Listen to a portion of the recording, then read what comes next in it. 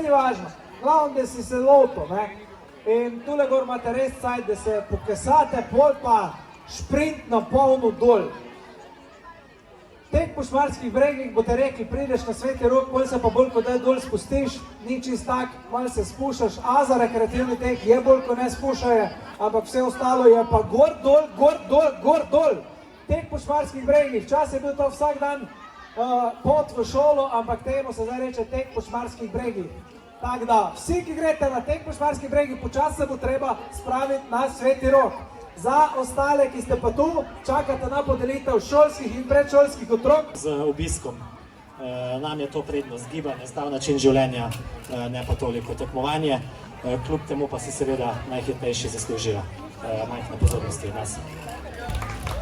Veselimo 17, bravo! In tudi druga Peter, odličen čas. Lepo je, da se še laupa, ne? Ni to zdaj za vsakega, da bi kaj, jaz sem špilka, Saša, pa tebe nisem pošel, ne, pošel, ker tisti, ki ste laupa, ne?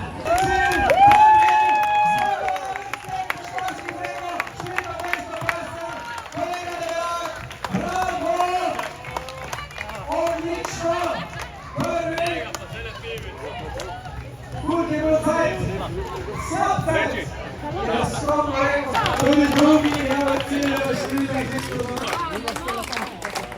Številka 222, Nina je zmagovalka. Teka po Šmarskih bregih. Vsi pravijo, da je Marijino vnebovzetje 17. Ni, danes je, ker se ljudem Marija prikazuje danes. Danes, evo ga. Človek bi pričakoval, da bo imela rdeče lice, ne, dete bled, bled, bravo.